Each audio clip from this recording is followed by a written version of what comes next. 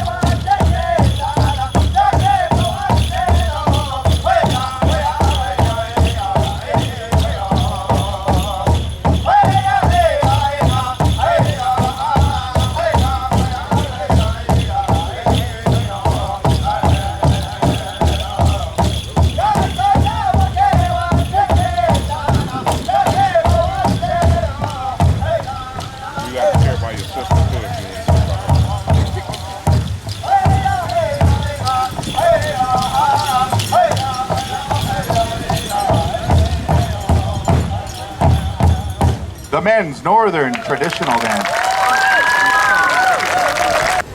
Now our next style of dance that we'd like to show for you guys is a woman's style of dance, and this dance is called the women's jingle dress dance. This dance was created by a tribe called the Ojibwe people, but they do not call themselves the Ojibwe though. A lot of the names that you're familiar with in your textbooks and your history books, like the Sioux and the Ojibwe and the Blackfeet, you know, that's not what they call themselves. It's not their true name. The true name for the Ojibwe people is the Anishinaabe. The Anishinaabe people created this style of dance for one purpose and one purpose only, and it was to help heal sick members of their communities. Over here to my right is my wife. Her name is Dakota Oliver. She comes to us from the Sikanju Lakota people by way of Rosebud, South Dakota. And over here is my niece. Her name is Johoon Big Mountain. She comes to us from the Mohawk, Comanche, and Oneida tribes by way of Oneida, Wisconsin. Let's go ahead and give these young ladies a round of applause. This is their version of the women's jingle dress.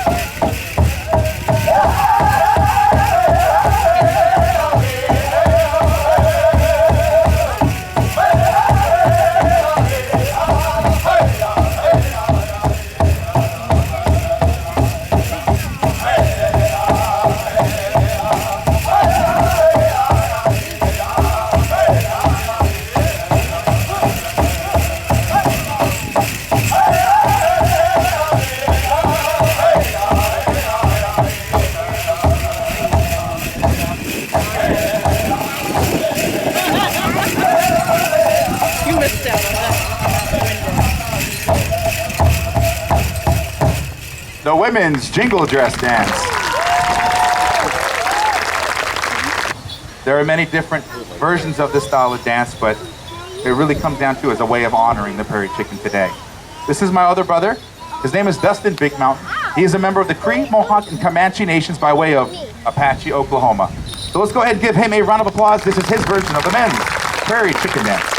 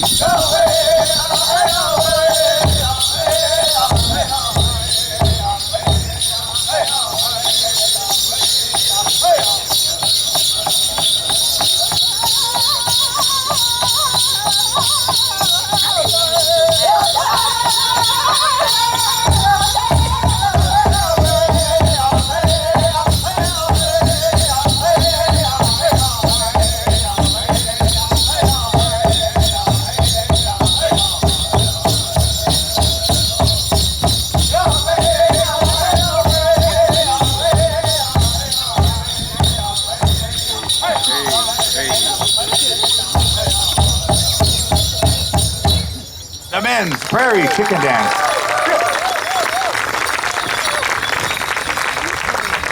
Now our next style of dance I'm going to show for you is a woman's style of dance, and this is one of the most newer, most modern style of dancing that our women could do at our powwows today.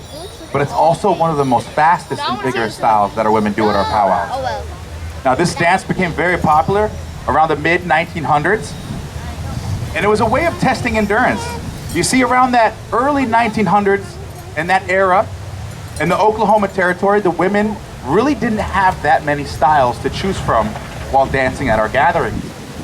But there was a particular style of men's dance That was a very fast, enduring style of dance, a way to test their endurance. So around that time, women wanted to be able to do something like that. They wanted to be able to dance just as long and just as fast as the men in those times. So they created their own style of doing this. Now, if you notice that they have shawls that are draped over their backs, traditionally, our women would be wearing the shawl around their arms. And they would use that shawl and dance back and forth to a very, very slow tempo style of beat. Well, instead of abandoning that shawl in the old traditional ways, they took that shawl and they put it over their backs. And now they use it and they dance with it and they manipulate it as a way of catching the eyes of the audience. Nowadays, it's meant to catch the eyes of the judges. Now, if you notice that these women do not wear bells, instead they wear fully beaded moccasins and fully beaded leggings. These are very, very tiny, small beads, so it takes time to make this style of regalia.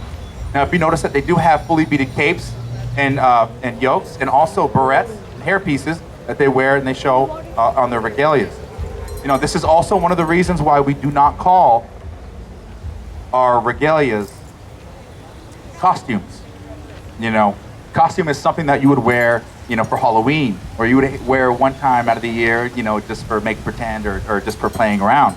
This is our regalia because it's an interpretation of who we are as people. So it's very important to understand that our regalias take time. They take months to make. You can't just go anywhere and buy these types of regalia. A lot of the time, when these dancers put so much time into their regalia, they often put messages, things that are meaningful to the dancer inside of their regalia, inside of their beadwork. These things can mean anything from what tribe you are, what band you are, or what clan you are inside of that tribe, how many children you have, how many teepees you own. You know, it really depends on what the dancer wants to put inside of their regalia. So a lot of the times they have meaningful things, but you'll never know these things because you need to ask the dancer personally. Now, like I said, these dancers have been dancing for their entire lives, and we're very honored for them to be here today as well. But these styles have evolved in what you're seeing today. The regalias have evolved into what you're seeing here today as well. 100 years ago, you wouldn't see the colors like this. You know, our outfits have evolved to be very colorful, specifically for contest style powwow.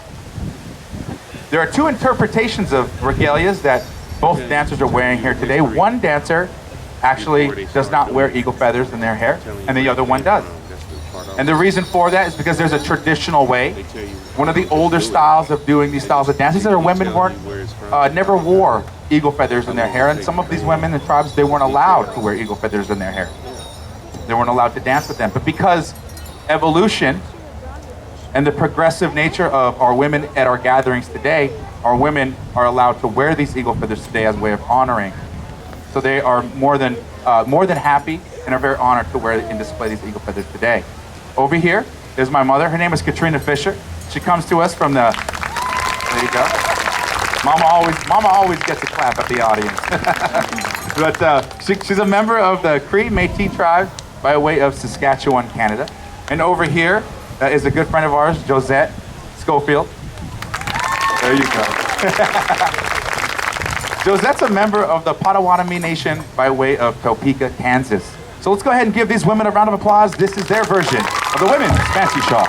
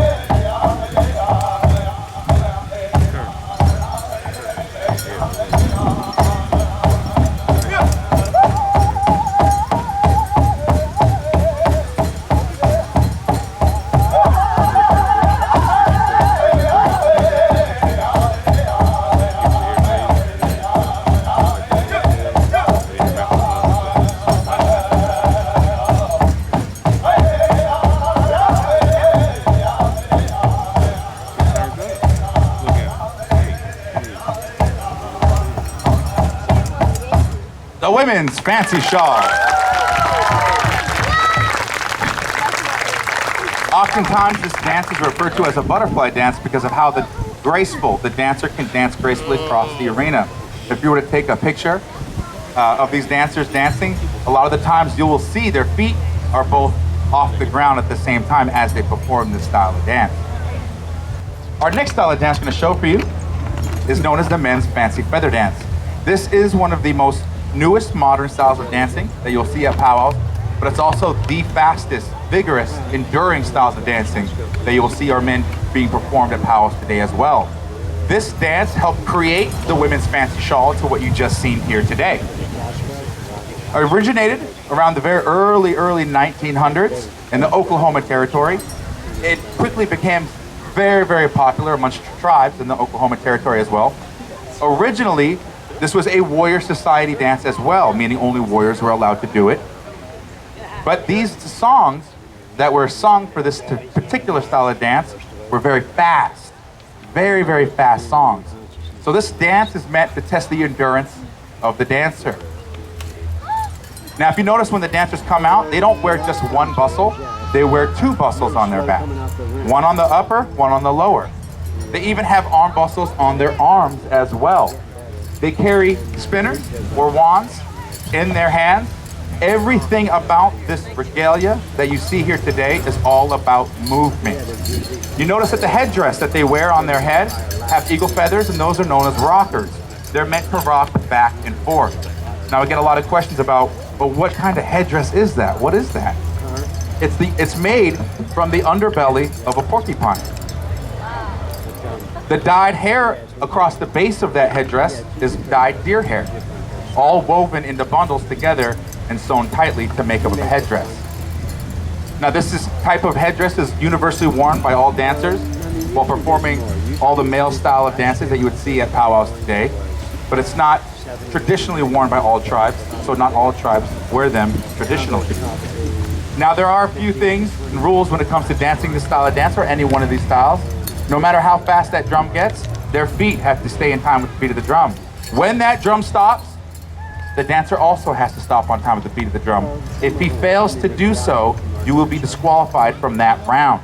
And when you've traveled 1,000 miles for $2,000 first place, it's very important to hit your stops. Now, these men have been traveling their entire lives all over North America, competing at the most highest level, much like all these dancers. Over here to my right is the Chasco Festival. He comes to us from the Winnemem-Wintu tribe and Potawatomi tribe by way of Redding, California, and Topeka, Kansas. Over here is his father. His name is Douglas Schofield, also a member of the Winnemem-Wintu tribe by way of Redding, California. They've been battling their entire lives. So let's go ahead and give these guys a round of applause and watch them battle one more time. This is their version of the men's fancy feather dance. Yeah.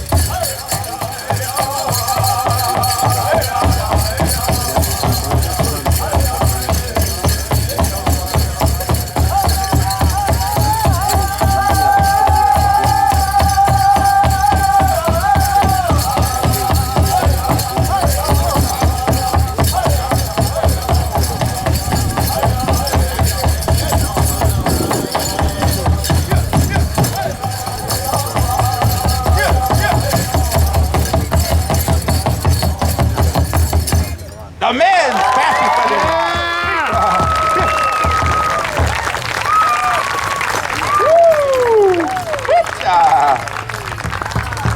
Now we have one more style of dance for you guys, but this is a very special style of dance because you don't normally see it at our PowWows today. Though if you went out to the Midwest, or the Southwest rather, you would see this being performed a lot more because this is where it came from. So I'm gonna invite a good friend of mine, Mr. Cody Bittner, and he is going to explain this style of dance to you guys. So ladies and gentlemen, let's go ahead and give him a round of applause, Mr. Cody Bittner.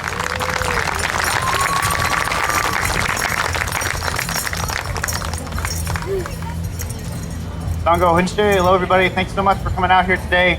and enjoying some Native American dancing.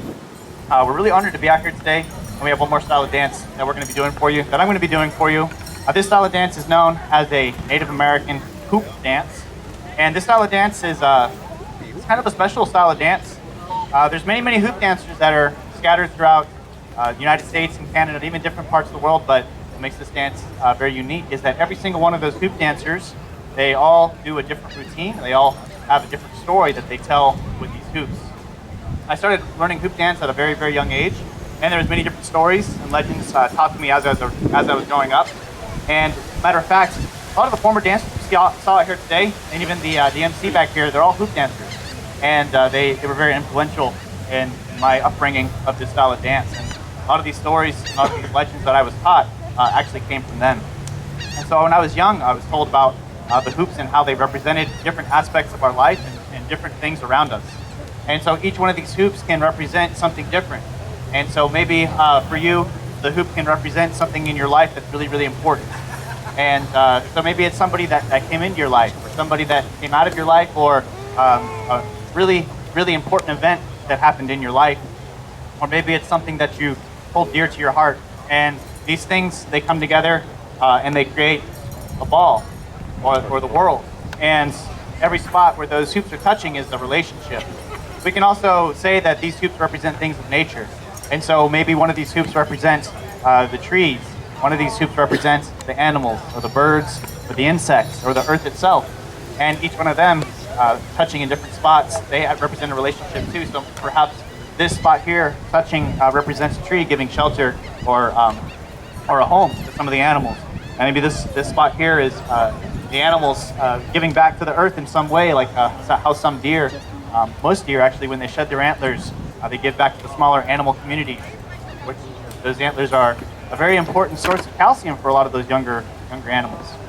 And maybe this hoop here, these two connecting hoops right here, represents birds scattering seeds throughout the land so that more plants can grow. And of course, we're a hoop that's part of that world as well, because we are in a relationship with everything around us. And the best way to know that you are in a relationship with all the things around you is by breathing. So if you take a deep breath in, you take a deep breath out, well, you're breathing something, oxygen, that came from somewhere else. Maybe it came from the trees or somewhere else. And so in that way, we are connected. This is our one true home. The dancers, as they were doing this style of dance, they would think about all the things around them, and they would be thankful for those things. So perhaps somebody who was doing this style of dance, they thought about somebody, or maybe they thought about an animal like a bird, and they tried to make a bird out of the hoop. Maybe they thought about somebody really working hard on a basket. Maybe it was their mother, and so in honor of their mother, they tried to create a flower for their mother. And every single time they made one of these designs, they were praying for these things. They were honoring these things. So in a sense, this style of dance was known as the healing dance. And so every single time these dancers would do this dance, they were doing it for healing purposes and for prayer purposes. Now, as time went on, this dance actually changed. Different generations came along, and they changed the style of dance into what you're going to see here today. Today, hoop dancers, they do these different maneuvers, but they're also transitioning from one design to the next design to the next design, all while keeping their feet in time with the beat of that drum. All the hoop dancers are also using a different number of hoops, and they're telling different stories. They all have a different routine, as I said before, as well. Some hoop dancers will do different tricks with the hoops. Sometimes you might see hoop dancers spinning the hoop in their hand. You might see hoop dancers throw the hoop up in the air and try to catch it, or roll it on the ground and try to kick it up in the air with their feet. And so these are the different generations that have come along and changed this style of dance. And still today, new generations, younger kids are coming along and learning this style of dance, and they're changing it. And so it's going to continue to change on and on and on as the years go by. It has become so popular that it's generated its own World Championship Hoop Dance competition. The hoop dance competition happens in Phoenix, Arizona, every single February, actually. And so hoop dancers will come from all over the United States and Canada to compete for the title of World Champion Hoop Dancer.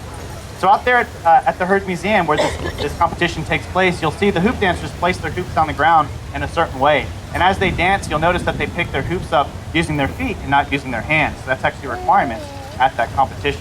So once those dancers are able to get those hoops off the ground using their feet, then they're able to maneuver those hoops in whichever way that they'd like to. Every single one of the hoops that the dancers bring out also has to pass through their body at least one full time before the end of that dance. And so as I do this style of dance, you can look for those two things as well. Of course, in a competition, it is a dance competition, so you're expected to dance. And so judges might also look for your precision, your showmanship, whether or not your feet are keeping in time with the beat of that drum. So, like I said, a couple things for you to watch for. I want to thank you so much for coming out here today. If you'd like to talk after the show, more about hoop dancing or anything about native dancing or any kind of culture, that's totally fine at the end of the show. But thank you so much for coming out here today. This is what's known as the Native American hoop dance.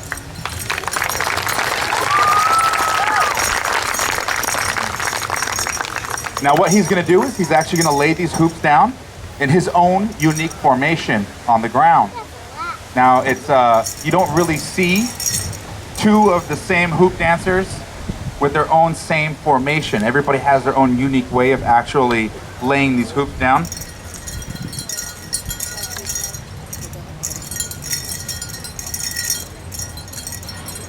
Now, like he was saying, that each one of these hoops that he'll pick up using his feet initially first, and then grab at them with his hands. Each one of these hoops will pass through his body at least one time while performing this style of dance, and that's actually a rule at the championships. Now, hoop dancers always feed off the energy of the crowd. They always train for these moments because it's such an exciting dance, and they have to be used to the way that the crowd reacts to them. Plus, they want the crowd to react. So if you see something you like, if you see something you appreciate, if you even see a design and you recognize the butterfly or an eagle or even the world itself, then please don't be shy and give him a round of applause. It's only going to encourage him to dance that much harder. So let's go ahead and give him a round of applause right now. This is Cody Beckman, his version of the hoop dance.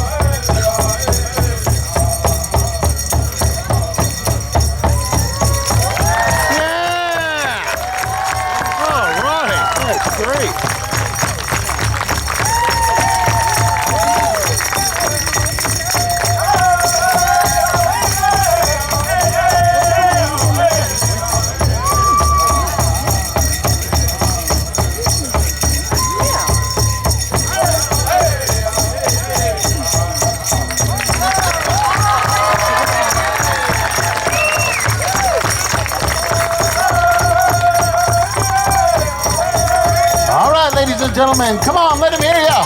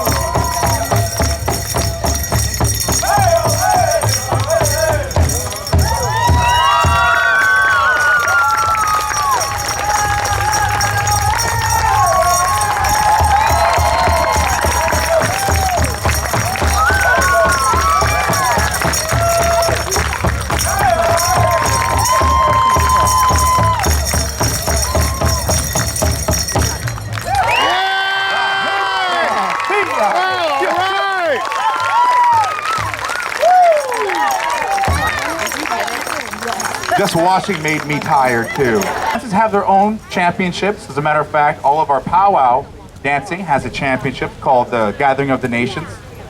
It's in Albuquerque, New Mexico every year. But the hoop dance has its own separate world championships.